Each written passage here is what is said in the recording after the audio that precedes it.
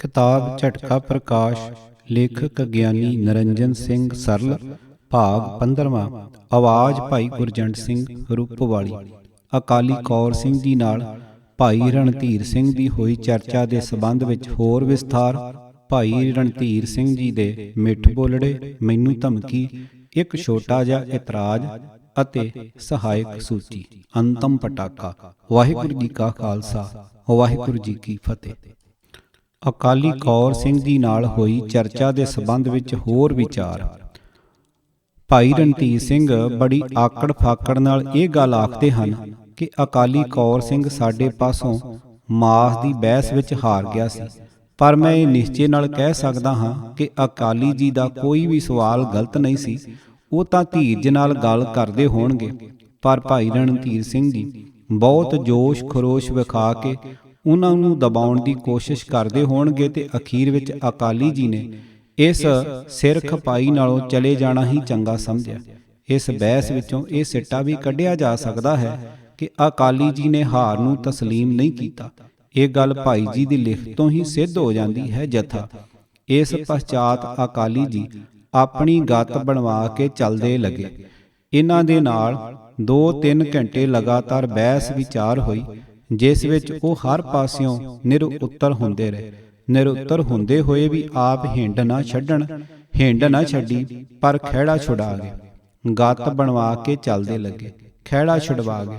ਸ਼ਬਦ ਲਿਖ ਕੇ ਇਹ ਗੱਲ ਸਾਬਤ ਕਰ ਦਿੱਤੀ ਹੈ ਕਿ ਉਹਨਾਂ ਨੂੰ ਉਸ ਵੇਲੇ ਵੀ ਤੇ ਉਹਨਾਂ ਦੇ ਸੱਚਖੰਡ ਪਧਾਰਨ ਦੇ ਬਾਅਦ ਵੀ ਉਹਨਾਂ ਦੀ ਬੇਇੱਜ਼ਤੀ ਦਾ ਖਿਆਲ ਆਪਣੇ ਦਿਲ ਵਿੱਚੋਂ ਨਹੀਂ ਕੱਢਿਆ। ਪਰ ਧੰਨ ਸਨ ਅਕਾਲੀ ਜੀ, ਜਿਨ੍ਹਾਂ ਨੇ ਭਾਈ ਰਣਧੀਰ ਸਿੰਘ ਜੀ ਦੀਆਂ ਕੌੜੀਆਂ ਫਿੱਕੀਆਂ ਜਰੀਆਂ ਅਰ ਕ੍ਰੋਧ ਨੂੰ ਨੇੜੇ ਨਹੀਂ ਆਉਣ ਦਿੱਤਾ। ਜੇ ਅਕਾਲੀ ਜੀ ਵੀ ਭਾਈ ਰਣਧੀਰ ਸਿੰਘ ਜੀ ਦੇ ਸੁਭਾਅ ਦੇ ਹੁੰਦੇ ਤਾਂ ਜ਼ਰੂਰ ਡਾਂਗ ਖੜਕ ਪੈਂਦੀ। ਭਾਈ ਸਾਹਿਬ ਜੀ ਦੇ ਇਸ ਵਰਤੀਰੇ ਨੂੰ ਵੇਖ ਕੇ ਹੀ ਤਾਂ ਉਸ ਵੇਲੇ ਇੱਕ ਸਿੱਖ ਸਰਦਾਰ ਨੇ ਇਹ ਗੱਲ ਆਖੀ ਸੀ ਕਿ ਜਾਓ ਭਾਈ ਸਾਹਿਬ ਜੀ, ਅੱਜ ਤੋਂ ਬਾਅਦ ਮੈਂ ਤੁਹਾਡੇ ਦਰਸ਼ਨ ਨਹੀਂ ਕਰਾਂਗਾ। ਭਾਈ ਰਣਧੀਰ ਸਿੰਘ ਜੀ ਦੇ ਮਿੱਠ ਬੋਲੜੇ। ਭਾਈ ਰਣਧੀਰ ਸਿੰਘ ਜੀ ਨੇ ਇਤਨੇ ਕ੍ਰੋਧਿਤ ਹੋ ਕੇ ਕਲਮ ਚਲਾਈ ਕਿ ਜਿਸ ਦਾ ਅਨੁਮਾਨ ਲਾਉਣਾ ਮੇਰੇ ਲਈ ਬੜਾ ਔਖਾ ਹੈ। ਗਾਲਾਂ ਦੀ ਬੁਛਾੜ ਇਤਨੀ ਕੀਤੀ ਹੈ ਕਿ ਦਿੱਲੀ ਦੀਆਂ ਪਠਿਆਰਨਾਂ ਨਾਲੋਂ ਲੰਘ ਗਏ ਹਨ, ਪਰ ਉਹ ਆਪਣੀ ਬੋਲੀ ਵਿੱਚ ਉਹਨਾਂ ਨੂੰ ਫਿਰ ਵੀ ਮਿੱਠ ਬੋਲੜੇ ਹੀ ਖਿਆਲ ਕਰਦੇ ਸਨ। ਅਨੇਕਾਂ ਥਾਵਾਂ ਉੱਤੇ ਉਹਨਾਂ ਵੱਲੋਂ ਵਰਤੇ ਗਏ ਮਿੱਠ ਬੋਲਿਆਂ ਦਾ ਚਿੱਤਰ ਹੇਠ ਲਿਖੀ ਕਵਿਤਾ ਵਿੱਚ ਖਿੱਚਿਆ ਜਾਂਦਾ ਹੈ। ਜਥਾ ਦਵਈਆ ਛੰਦ। ਮਹਾਂਭ੍ਰਿਸ਼ਟ, ਕਮਜ਼ੋਰ, ਕਸਾਈ, ਕਾਇਰ ਤੇ ਬੁਰੜਾਟੇ, ਗਾਲਾਂ ਦੇ ਵਰਤਾਏ ਉਸਨੇ ਖੂਬ ਭਰੇ ਭਰ ਬਾਟੇ। ਮੁਰਦੇ ਖਾਣੇ, ਝਾਕ ਚਖੰਦੇ, ਢਿੱਲੜ ਤੇ ਹਥਿਆਰੇ, ਕੁੱਤਿਆਂ ਨਾਲ ਮਿਸਾਲਾਂ ਦੇਵੇ, ਐਸੇ ਬਚਨ ਉਚਾਰੇ। ਹੀਣ ਬਬੇਕ ਵਿਚਾਰੋਂ ਸੁਣੀਏ, ਗਿਰੇ ਗੁਰਮਤੋਂ ਹੋਏ, ਮਲ ਪੱਖੀ ਮਨ ਮਤੀ ਕਹਿ ਕੇ ਸਭਤਾ ਸੁੱਟੀ ਟੋਏ। ਪਸ਼ੂ ਸਮਾਨ ਗਲਾਚੀ ਮੂਰਖ, ਰਾਖਸ਼ ਬੁੱਧੀ ਕਹਿੰਦਾ, ਮਹਾਮਲੇਸ਼ ਅਣਜਾਣ ਪੁਣੇ ਦੀ ਪਦਵੀ ਦੇਂਦਾ ਰਹਿੰਦਾ। ਗੱਲ ਰਸੀਲਦੀ ਨਹੀਂ ਕੀਤੀ, ਗਾਲਾਂ ਕੱਢਣ ਜਾਣੇ, ਸਮਝ ਰਹੇ ਵਿਦਵਾਨ ਉਸ ਨੂੰ ਭੋਲੇ ਪੁਰਸ਼ ਅਣਜਾਣੇ। ਪ੍ਰਗਟ ਹੋ ਗਈ ਸਾਰੀ ਉਸਦੀ ਜੋ ਹੈ ਸੀ ਵਿਦਵਾਨੀ, ਗਲਤ ਗਿਆਨ ਜ਼ਰੂਰੀ ਸਮਝੋ ਜੇ ਨਹੀਂ ਬੇਈਮਾਨੀ। ਇਸ ਤਰ੍ਹਾਂ ਦੇ ਫਿੱਕੇ ਕੌੜੇ ਜਿਤਨੇ ਸ਼ਬਦ ਲਿਖਾਏ, ਨਾ ਧਰਿਆ ਮਿੱਠ ਬੋਲੇ ਸਭ ਦਾ, ਬੇਖ ਨੂੰ ਅੰਮੀ ਆਲਾਏ। ਤੁਮੇ ਨਿੰਮ ਤਰੀਕਾਂ ਵਰਗੇ ਸਭ ਉਸ ਤੇ ਮਿੱਠ ਬੋਲੇ, ਠੰਡੇ ਠਾਰ ਅਜਿਹੇ ਜਾਪਣ ਜਿਉਂ ਭੱਠੀ ਦੇ ਕੋਲੇ। ਮੂੰਹ ਸਾੜਨ ਤੇ ਅੱਖੀਂ ਝੁਲਸਣ, ਫੂਕਣ ਕੰਨਾਂ ਤਾਈਂ, ਜਿਸ ਥਾਂ ਜਾਏ ਪਵੇ ਚੰਗਿਆੜਾ, ਭਾਂਬੜ ਬਲਨ ਤਿਥਾਈ। ਸ਼ਾਂਤੀ ਖੂਬ ਪ੍ਰਾਪਤ ਹੋਈਗਾ, ਗਾ ਕੇ ਗੁਰਬਾਣੀ, ਨੱਕੋਂ ਕੰਨ ਖੰਜੂਰੇ ਡਿੱਗਣ, ਵਿਸ਼ਵੇ ਰਸਨਾ ਥਾਣੀ। ਹੈ ਭਾਈ ਦੀ ਪੁਸਤਕ ਸੋਹਣਾ, ਗਾਲਾਂ ਦਾ ਗੁਲਦਸਤਾ, ਸਭਿਤਾ ਅਤੇ ਵਿਚਾਰਸ਼ੀਲਤਾ ਦਾ ਵੱਢ ਦਿੰਦਾ ਫਸਤਾ। ਉਸ ਦੀ ਪੱਤੀ ਪੱਤੀ ਵਿੱਚੋਂ ਆਵਣ ਖੂਬ ਪੜਾਸਾਂ, ਜੇ ਉਸ ਦੇ ਨੇੜੇ ਮੂੰਹ ਜਾਵੇ, ਸੜ ਬਲ ਜਾਵਣ ਨਾਸਾਂ। ਉਸ ਦੀ ਇਸ ਲਿਖਤ ਤੋਂ ਲੈਂਦੇ ਸਾਰੇ ਸਮਝ ਸਿਆਣੇ, ਗੁਰੂ ਨਾਨਕ ਤੇ ਮਤ ਦਾ ਕੀੜਾ, ਖੰਡਨ ਭੂਲ ਭੁਲਾਣੇ। ਭਾਵ ਮਲਾਰ ਸ਼ਬਦ ਦਾ ਉਸਨੇ ਸਾਰਾ ਚਾਹ ਉਲਟਾਇਆ, ਹੁੰਦੀ ਨੂੰ ਅਣਹੋਂਦੀ ਕੀਤਾ, ਦਿਨ ਨੂੰ ਰਾਤ ਬਣਾਇਆ। ਜਿਸ ਨੂੰ ਗੁਰੂ ਨਾਨਕ ਨੇ ਸੱਜਣੋ ਜਾ ਕੁਰਖੇਤ ਮੁਕਾਇਆ, ਮਾਸ ਮਾਸ ਕਰ ਮੂਰਖ ਝਗੜੇ ਦਾ ਫਿਰ ਰਗੜਾ ਪਾਇਆ। ਸਮਝ ਲਿਆ ਦਇਆ ਦਾ ਪਾਤਰ, ਮੱਛੀਆਂ ਕਛੂਆਂ ਭੇਕਾਂ, ਦਇਆਵਾਨ ਅਜਿਹੇ ਨੂੰ ਮੈਂ ਦੂਰੋਂ ਮੱਥਾ ਟੇਕਾਂ। ਮਰਦ ਮਨੁੱਖਾਂ ਨਾਲੋਂ ਮੁਰਗੀ, ਨਾਲ ਬੜੀ ਹਮਦਰਦੀ, ਹੋਰ ਕਰੂ ਕੀ ਸੂਰਮਤਾਈ, ਇਹ ਨਹੀਂ ਜਿਸ ਤੋਂ ਮਰਦੀ। ਆਪਣੇ ਨਾਲੋਂ ਚੰਗਾ ਉਸਨੂੰ ਸਿੱਖ ਨਾ ਨਜ਼ਰੀ ਆਇਆ, ਉਸ ਦੀ ਹਉਮੈ ਤੇ ਹੰਕਾਰੋਂ ਭੀ ਸ਼ਰਮਾਇਆ। ਕੌਰ ਸਿੰਘ ਜੋ ਮਰਦ ਇਕਾਲੀ, ਗੁਰਮੁਖ ਪਾਰੂ ਪਕਾਰੀ, ਖੂਨੀ ਖੂਨੀ ਕਹਿ ਕੇ ਉਸਦੀ ਪਗੜੀ ਪਕੜ ਉਤਾਰੀ। ਇਸ ਤਰ੍ਹਾਂ ਤਾਂ ਲੱਖਾਂ ਹੀ ਸਿੰਘ ਖੂਨੀ ਬਣਦੇ ਜਾਵਣ, ਭਾਈ ਸਾਹਿਬ ਦੇ ਸ਼ਿਸ਼ਨ ਕੋਟੋਂ ਸਜ਼ਾ ਮੌਤ ਦੀ ਪਾਵਣ। ਖੇਡ ਸ਼ਿਕਾਰ ਜਿਨ੍ਹਾਂ ਨੇ ਮਾਰੇ, ਰਿਛੜੇ ਰੋਜ਼ ਡੰਖਾਰੇ, ਉਹ ਵੀ ਤਾਂ ਫਿਰ ਨਾਲ ਸਭ ਸਦੇ ਬਣ ਜਾਵਣ ਹਥਿਆਰੇ। ਮਾਸ ਆਹਾਰੀ ਸਿੰਘਾਂ ਨੂੰ ਜੋ ਗਾਲਾਂ ਹੈਨ ਸੁਣਾਈਆਂ, ਨਹੀਂ ਸਿਰਫ ਸਿੰਘਾਂ ਨੂੰ ਉਹ ਤਾਂ ਗੁਰੂਆਂ ਨੂੰ ਵੀ ਆਈਆਂ। ਚੰਗੇ ਕੰਮ ਬਰੇਤੇ ਕੀਤੇ, ਇਹ ਗੱਲ ਕੀਤੀ ਮਾੜੀ, ਦਾਦੇ ਦੀ ਗੋਦੀ ਵਿੱਚ ਬਹਿ ਕੇ ਪੋਤੇ ਪੁੱਟੀ ਦਾੜੀ। ਝਟਕੇ ਵਾਲੇ ਮਹਾਂਪ੍ਰਸਾਦ ਨੂੰ ਕੁੱਠੇ ਨਾਲ ਮਿਲਾਇਆ, ਸਿੰਘਾਂ ਲਈ ਇਸ ਦਾ ਖਾਣਾ ਬੱਜਰ ਕੁਰੈਤ ਬਣਾਇਆ। ਭਾਈ ਹੁਰਾਂ ਛਾਂਟਿਆ ਜਿਹੜਾ ਇਤਨਾ ਮੰਤਕ ਭਾਰਾ, ਉਸ ਅਨੁਸਾਰ ਪਤਤ ਬਣ ਜਾਂਦਾ ਪੰਥ ਖਾਲਸਾ ਸਾਰਾ। ਇਸ ਤਰ੍ਹਾਂ ਤਾਂ ਸਿੱਖੀ ਵਾਲੀ ਹੋਵੇ ਖੂਬ ਸਫਾਈ, ਭਾਈ ਜੀ ਦੀ ਝਿੜੀ ਵਿੱਚ ਰਹਿ ਜਾਣ ਟੁੱਟ ਰੁਟਾਈ। ਇਸ ਪੁਸਤਕ ਦੇ ਛਾਪਣ ਵਾਲਿਆਂ ਨੂੰ ਵੀ ਸ਼ਰਮ ਨਾ ਆਈ, ਜੋ ਉਸ ਦੀ ਹੇਠੀ ਦਾ ਕਾਰਨ ਸਮਝ ਰਹੇ ਵਡਿਆਈ। ਵੇਖ ਅਜਿਹੀਆਂ ਲਿਖਤਾਂ ਤਾਈਂ ਹਰ ਕੋਈ ਸਮਝੇ ਮਾੜਾ, ਲਿਖਦਿਆਂ ਲਿਖਦਿਆਂ ਲੇਖ ਅਜਿਹੇ ਵੱਧਦਾ ਜਾਏ ਪਵਾੜਾ। ਫੇਰ ਨਾ ਇਸ ਨੂੰ ਛਾਪੇ ਕੋਈ, ਬਚਨ ਜੇ ਮੰਨੇ ਮੇਰਾ, ਜਿਤਨੀ ਨਾ ਬੈਠੀ ਹੈ ਬੇਬੇ ਉਤਨਾ ਪੁੰਨ ਬਤੇਰਾ। ਇਸ ਤੋਂ ਅੱਗੇ ਜਾਣ ਬੁੱਝ ਕੇ ਕਿਸੇ ਵਧਾਇਆ ਝਗੜਾ, ਫਿਰ ਤਾਂ ਲਾਉਣਾ ਪਊ ਸਰ ਨੂੰ ਦੂਣਾ ਚੌਣਾ ਰਗੜਾ। ਮੈਨੂੰ ਧਮਕੀ। ਭਾਈ ਰਣਧੀਰ ਸਿੰਘ ਜੀ ਦੀ ਪਾਰਟੀ ਦੇ ਆਦਮੀਆਂ ਵੱਲੋਂ ਮੈਨੂੰ ਇਹ ਧਮਕੀਆਂ ਆਉਣੀਆਂ ਵੀ ਆਰੰਭ ਹੋ ਗਈਆਂ ਹਨ ਤੇ ਉਹ ਕਹਿ ਰਹੇ ਹਨ ਕਿ ਅਸੀਂ ਇਸ ਦੇ ਝਟਕਾ ਪ੍ਰਕਾਸ਼ ਦੇ ਸਾਹਮਣੇ ਆਉਣ ਤੇ ਉੱਤਰ ਦਿਆਂਗੇ। ਸਾਡੀ ਪਾਰਟੀ ਵਿੱਚ ਬੜੇ BA MA ਮੌਜੂਦ ਹਨ। ਲੱਖਾਂ ਪਤੀ ਆਦਮੀ ਭਾਈ ਸਾਹਿਬ ਉੱਤੇ ਈਮਾਨ ਰੱਖਦੇ ਹਨ। ਹਰ ਸ਼ਹਿਰ ਵਿੱਚ ਸਾਡੀ ਪਾਰਟੀ ਦੇ ਜਥੇਬੰਦ ਆਦਮੀ ਮੌਜੂਦ ਹਨ।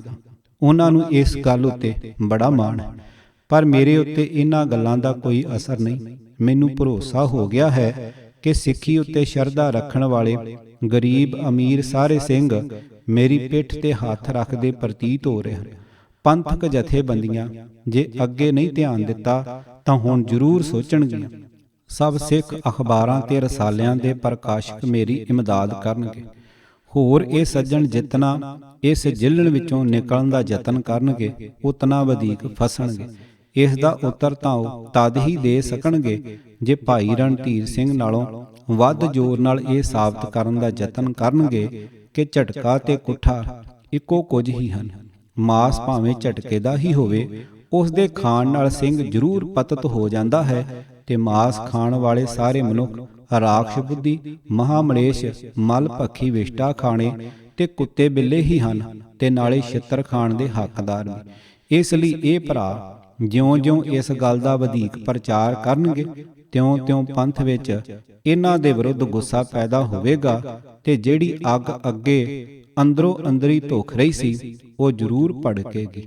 ਹੋਰ ਇਹ ਸੱਜਣ ਭਾਈ ਜੀ ਦੀ ਪੁਸਤਕ ਦਾ ਜਿਤਨਾ ਵੀ ਵਧੇਕ ਪ੍ਰਚਾਰ ਕਰਨਗੇ, ਮੇਰੇ ਝਟਕੇ ਪ੍ਰਕਾਸ਼ ਦਾ ਉਸ ਤੋਂ ਦੂਣਾ ਹੋਵੇਗਾ। ਇਹ ਇਹਨਾਂ ਦੀ ਮਾਰੀ ਹੋਈ ਲੱਤ ਕੁੱਬੇ ਦੇ ਕੰਮ ਹੀ ਆਵੇਗੀ। ਇੱਕ ਛੋਟਾ ਜਿਹਾ ਇਤਰਾਜ਼। ਹੋ ਸਕਦਾ ਹੈ ਕਿ ਕਿਸੇ ਸੱਜਣ ਨੂੰ ਇਹ ਇਤਰਾਜ਼ ਫੁਰੇ ਕਿ ਤੁਸਾਂ ਇਸ ਪੁਸਤਕ ਦਾ ਜਵਾਬ ਉਹਨਾਂ ਦੇ ਜਿਉਂਦਿਆਂ ਕਿਉਂ ਨਹੀਂ ਲਿਖਿਆ। ਇਸ ਦਾ ਸਧਾਰਨ ਉੱਤਰ ਤਾਂ ਇਹ ਹੈ ਕਿ ਉਹਨਾਂ ਦੇ ਜਿਉਂਦਿਆਂ ਮੈਨੂੰ ਉਹਨਾਂ ਦੀ ਇਹ ਲਿਖਤ ਪ੍ਰਾਪਤ ਹੀ ਨਹੀਂ ਹੋਈ, ਜਿਸ ਕਰਕੇ ਇਹ ਇਤਰਾਜ਼ ਮੇਰੇ ਉੱਤੇ ਨਹੀਂ ਹੋ ਸਕਦਾ। ਪਰ ਜੇ ਉਹਨਾਂ ਦੇ ਚਲਾਣੇ ਦੇ ਬਾਅਦ ਉਹਨਾਂ ਦੀ ਪੁਸਤਕ ਦਾ ਉੱਤਰ ਲਿਖਣਾ ਕੋਈ ਗੁਨਾਹ ਹੈ, ਤਾਂ ਇਹ ਗੁਨਾਹ ਭਾਈ ਰਣਧੀਰ ਸਿੰਘ ਨੇ ਮੇਰੇ ਨਾਲੋਂ ਪਹਿਲੇ ਕਰ ਲਿਆ ਸੀ, ਜਿਹੜਾ ਕਿ ਉਹਨਾਂ ਅਕਾਲੀ ਕੌਰ ਸਿੰਘ ਜੀ ਵਰਗੇ ਵਿਦਵਾਨ ਪੁਰਸ਼ ਦੇ ਚਲਾਣੇ ਮਗਰੋਂ ਉਹਨਾਂ ਦੀ ਹੇਠੀ ਕਰਨ ਲਈ ਉਹਨਾਂ ਦੇ ਵਿਰੁੱਧ ਬਹੁਤ ਕੁਝ ਲਿਖ ਮਾਰਿਆ ਹੈ। ਸਹਾਇਕ ਸੂਚੀ। ਧੰਨਵਾਦ। ਭਾਈ ਰਣਧੀਰ ਸਿੰਘ ਦੀ ਲਿਖਤ ਦਾ ਖੰਡਨ ਲਿਖ ਚੁੱਕਣ ਦੇ ਬਾਅਦ ਇਸ ਦੀ ਛਪਾਈ ਦਾ ਸਵਾਲ ਸਾਹਮਣੇ ਆ ਖੜਾ ਹੋਇਆ।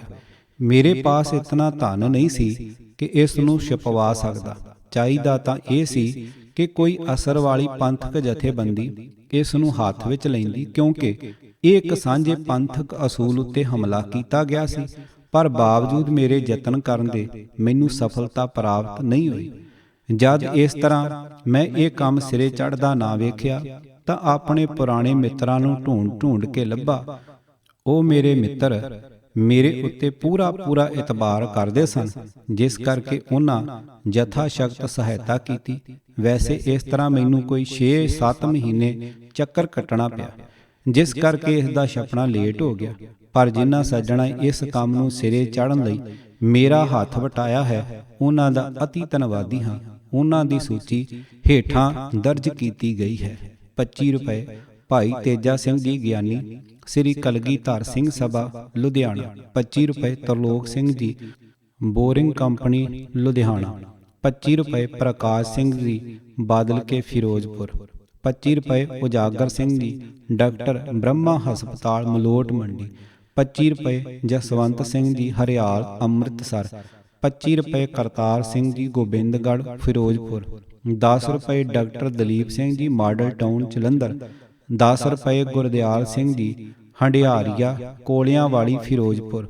10 ਰੁਪਏ ਭਾਈ ਨਾਨਕ ਸਿੰਘ ਜੀ ਗ੍ਰੰਥੀ, ਕੁੱਤਿਆਂ ਵਾਲੀ ਫਿਰੋਜ਼ਪੁਰ। 5 ਰੁਪਏ ਭਾਈ ਗੁਰਮੀਤ ਸਿੰਘ ਜੀ ਗ੍ਰੰਥੀ, ਕੁੱਤਿਆਂ ਵਾਲੀ ਫਿਰੋਜ਼ਪੁਰ। 2 ਰੁਪਏ ਭਾਈ ਜੋਗਿੰਦਰ ਸਿੰਘ ਜੀ ਗ੍ਰੰਥੀ, ਕੁੱਤਿਆਂ ਵਾਲੀ ਫਿਰੋਜ਼ਪੁਰ। 1 ਰੁਪਇਆ ਭਾਈ ਜੱਸਾ ਸਿੰਘ ਜੀ ਗ੍ਰੰਥੀ, ਕੁੱਤਿਆਂ ਵਾਲੀ ਫਿਰੋਜ਼ਪੁਰ। 10 ਰੁਪਏ ਭਾਈ ਆਸਾ ਸਿੰਘ ਜੀ ਨਿਰਮਾਣ, ਸੁਲਤਾਨਵਿੰਡ। 5 ਰੁਪਏ ਸੋਹਣ ਸਿੰਘ ਜੀ ਪ੍ਰੈਸ ਵਾਲੇ, ਸੁਲਤਾਨਵਿੰਡ। 5 ਰੁਪਏ ਬਾਬੂ ਸੰਤਾ ਸਿੰਘ ਜੀ, ਸੁਲਤਾਨਵਿੰਡ। 10 ਰੁਪਏ ਦਰਸ਼ਨ ਸਿੰਘ ਜੀ ਫੇਰੂਮਾਨ, ਅੰਮ੍ਰਿਤਸਰ। 20 ਰੁਪਏ ਜਥੇਦਾਰ ਮੋਹਨ ਸਿੰਘ ਜੀ, ਨਾਗੋਕੇ। 10 ਰੁਪਏ ਇੱਕ ਸਿੰਘ ਤਰਨਤਾਰਨੋਂ, ਪ੍ਰੇਰਨਾ ਜਥੇਦਾਰ ਮੋਹਨ ਸਿੰਘ ਜੀ, ਨਾਗੋਕੇ। 5 ਰੁਪਏ ਸਰਦਾਰ ਉਜਾਗਰ ਸਿੰਘ ਜੀ, ਰਈਆ ਅੰਮ੍ਰਿਤਸਰ। 32 ਰੁਪਏ ਈਸ਼ਰ ਸਿੰਘ, ਮੇਜਾ ਸਿੰਘ, ਕੁੰਦਨ ਸਿੰਘ, ਅਵਤਾਰ ਸਿੰਘ ਤੇ ਦਿਆਲ ਸਿੰਘ ਜੀ, ਰਿਖੀ ਬੰਨਵਾਲਾ, ਅੰਨੋ ਫਿਰੋਜ਼ਪੁਰ। 15 ਰੁਪਏ ਭਾਈ ਵਸਣ ਸਿੰਘ ਜੀ, ਸ਼ਹੀਦ ਲੋਹਾਰਾ ਫਿਰੋਜ਼ਪੁਰ। 5 ਰੁਪਏ ਹਜੂਰਾ ਸਿੰਘ ਜੀ, ਭੀਟੀਵਾਲਾ ਫਿਰੋਜ਼ਪੁਰ। 10 ਰੁਪਏ ਮਾਸਟਰ ਸੂਰਤ ਸਿੰਘ ਜੀ, ਭੌਰ ਨਕੇਰੀਆਂ ਫਿਰੋਜ਼ਪੁਰ। 4 ਰੁਪਏ ਸਰਦਾਰ ਹਰਨੰਦ ਸਿੰਘ ਤੇ ਇੰਦਰ ਸਿੰਘ। 5 ਰੁਪਏ ਭਾਈ ਲਾਲ ਸਿੰਘ ਜੀ, ਤਰਮਾਲਾ ਫਿਰੋਜ਼ਪੁਰ।